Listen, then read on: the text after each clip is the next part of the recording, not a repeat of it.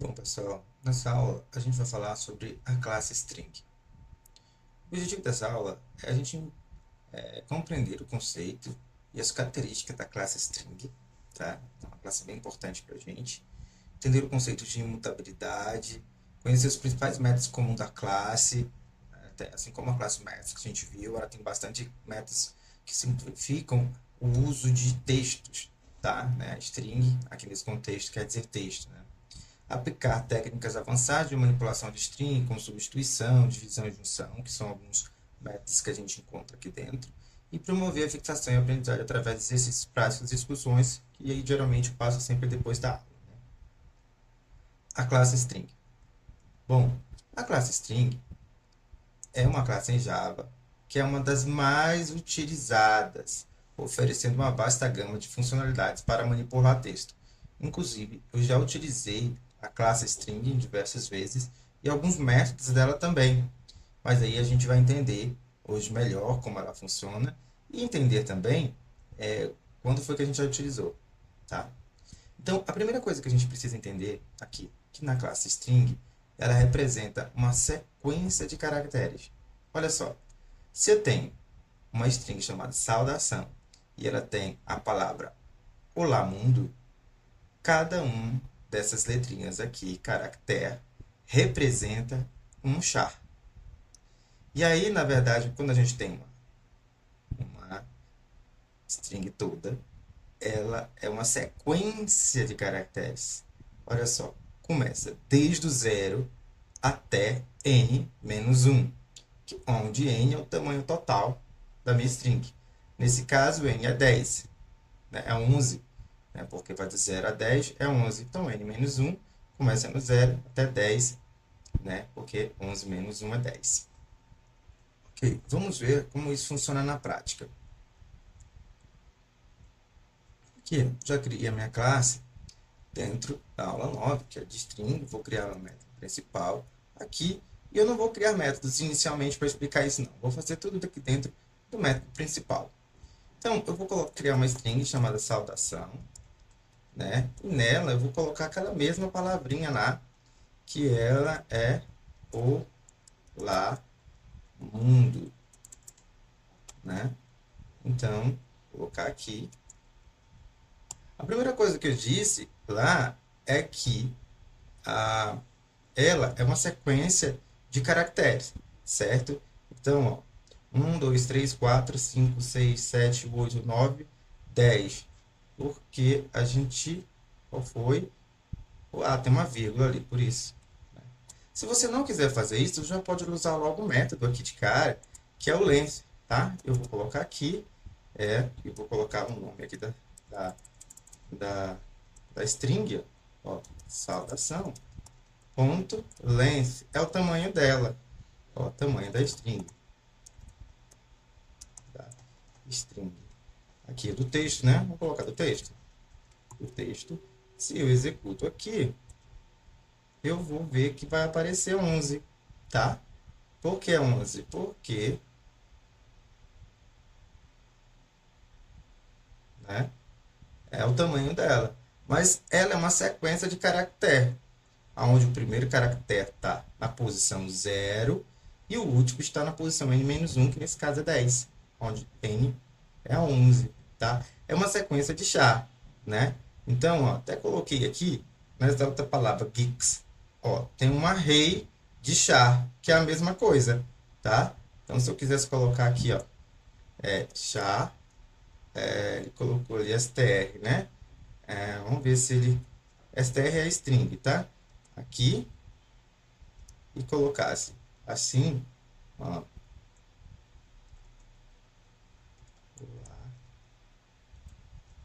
mundo, string, eu acho que aqui, nesse caso, eu vou transformar ele para array, to string to array, ele vem para cá. Então, ó, na verdade, né, eu coloquei a mesma coisa, só que numa array de char. Então, aqui eu tenho na posição 0 do char or, na posição 1L e assim por diante. Aqui é a mesma coisa. Geralmente, a gente usa para acessar cada um desses, a gente coloca assim, ó, System. Estou falando sobre isso porque depois a gente vai usar muito esse método, né, para poder manipular string. Então, vou colocar aqui, ó, posição char caractere, né? Colocar caractere na primeira posição.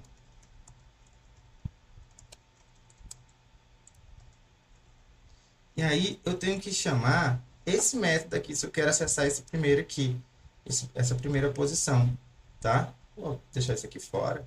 Eu vou chamar o nome da string, ó, saudação, ponto, char at. Então, eu vou acessar a string na posição que é um char, né? Na posição do char 0, que é o da posição aqui, ó, 0. Quem está na posição 0, ó. Vamos ver aqui, a gente vê.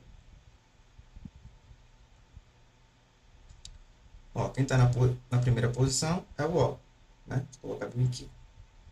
E se eu quiser acessar a posição 2, ó, eu coloco o 1. Tá vendo? L. Se eu quiser a posição 3, né? Eu coloco 2. Então, para acessar a posição, eu tenho que usar o índice. E o índice começa do 0, tá? Então, ó. E aí, se eu quiser acessar o último lá, eu posso simplesmente colocar saudação, que é o tamanho n, né? n-1. Ó. Ele vai me dar esse daqui, né? Olha só. Olha lá. Acessou a -1. Aqui é a primeira, segunda, terceira, né? Na última aqui. Então, é isso. Então, char string é um char que, desculpa, string é uma sequência de char, aonde começa sempre pelo índice 0 e vai até o índice n-1, tá? Nós vamos sempre utilizar para acessar cada uma dessas letrinhas aqui, né, pelo índice 0, 1, 2. Então, ó, aqui, os índices aqui embaixo, e aqui são as posições, né? Então, aqui os índices e aqui as posições. É importante a gente lembrar que string não é um tipo primitivo, tá? É um tipo de referência ou um objeto. Por quê? Primeiro que quando você declara uma string, você está declarando em maiúsculo. Então, aqui já é um indicativo de que é um objeto, tá? Não é um tipo primitivo. Os tipos primitivos que a gente tem é int, double, ou real, né? Char e boolean, certo? Todos eles começam quando a gente está declarando com minúscula. Aqui não, a gente está declarando com uma letra maiúscula.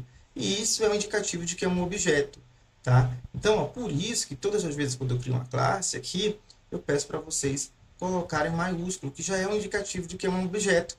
Exemplo 1 é um objeto. Mais à frente a gente vai poder construir os nossos objetos. Então, assim como um cara já criou lá no Java o objeto string, nós também podemos criar o nosso. Então, toda vez que a gente cria um objeto, a gente já coloca ele com maiúsculo, que é para ser identificável. Então, por que ele não é um tipo primitivo? O tipo primitivo, ele é mais simples, né? Por exemplo, o char só comporta um caractere. Uma string é uma sequência de caractere, né? Um int também, né? Tu só consegue colocar tipo inteiro ali dentro. Aqui, no tipo string, tu coloca uma infinidade de possibilidades, só que como texto, claro. Então, ele não é um tipo objeto.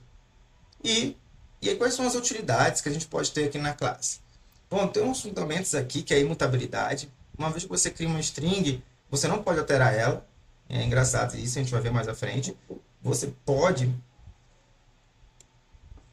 criar uma nova string para receber o conteúdo alterado, tá? Ou sobrescrever, né? Você criou uma string 1, modificou o texto e reescrever em cima de string 1 o texto modificado.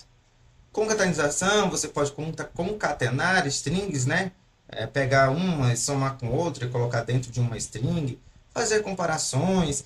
Então, posso comparar duas strings com equals, nós já utilizamos isso daqui. A gente pode ignorar maiúsculo e minúsculo, comparar, e por aí vai. Temos outros. Buscar e fazer filtros, ver se uma string contém, se começa com alguma coisa, se termina com alguma coisa, se dá match uma com a outra. A gente pode também pegar substring, né, a metade de uma string e comparar com outra. A gente pode separar strings. A gente pode ver as posições de uma string que a gente já viu, at. Nesse contexto, gente, quando eu estou falando string é texto, tá? Uma palavrinha, um texto grande, inclusive, desde que ela esteja dentro de uma variável string. A gente pode modificar, né, dar um replace ali, transformar ela para minúsculo, para maiúsculo. A gente pode tirar os espaços vazios de uma string. A gente pode fazer as conversões, aqueles métodos de conversões que nós já vimos, são todos pertencentes à classe string, tá? A gente pode passar para inteiro, pode passar para double. A gente pode fazer de um double para string, que é esse daqui, codificação e formatação, tá? São todas as funcionalidades que a gente pode utilizar aqui na classe string.